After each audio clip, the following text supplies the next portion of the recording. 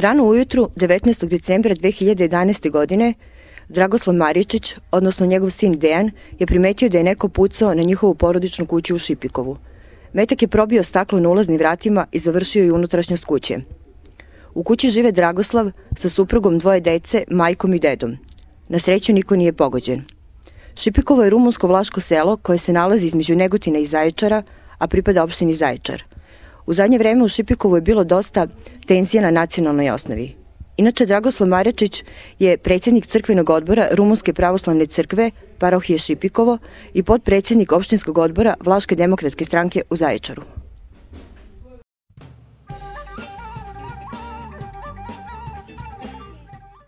Pa neko je u nedelju noći oko 10 sati pucao najvjerovatnije iz vatrenog oružja nekog.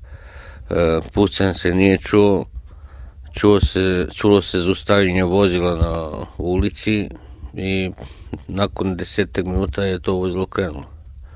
Ja sam bio tu kod komšije na slavu, a žena je bila unutra u sobi. Oni su svi bili u kući, svi su spavali sem žene. Žena je umeđu vremena izašla da naloži vatru, možda se to desilo baš u tom trenutku.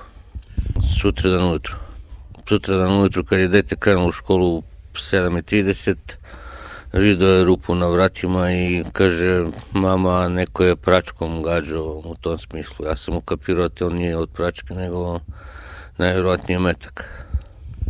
Pa, pozvao sam policiju i nakon pola sata stigla patrola, utvrdila da je iz vatrenog oružja pucano i došli ovi sa, ja mislim, balističari, šta li su, nemam pojma.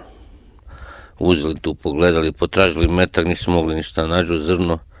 Sutradan opet došli, opet potražili, zrna nema nigde. Da nam je zapisnik u ponedeljak kad sam bio u policiji, da dam izjavu.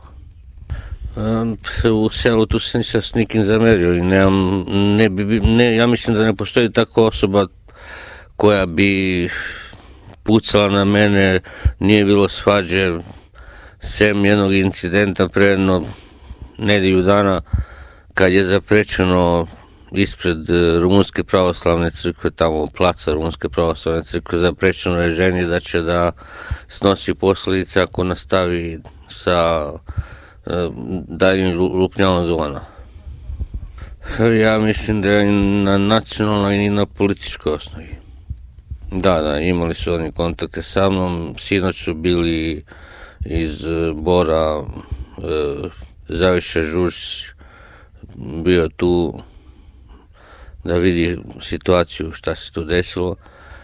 Pre neki dan sam pozvao protopopa Bojana Aleksandrovića i on je obavestio nadležne organe.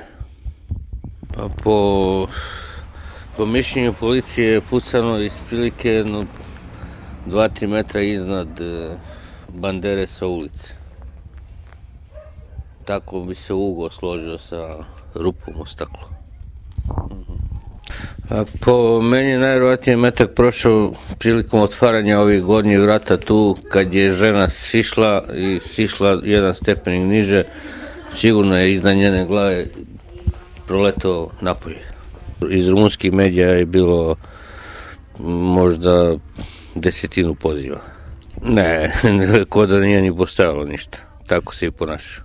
Što bi trebalo da se, po mom mišljenju, trebalo bi da, jer mi smo njihovi građani i mi smo, doduše, ja sam glasao za te ljude koji su u sadašnjoj vlasti i u Zaječaru i ne, nije selo.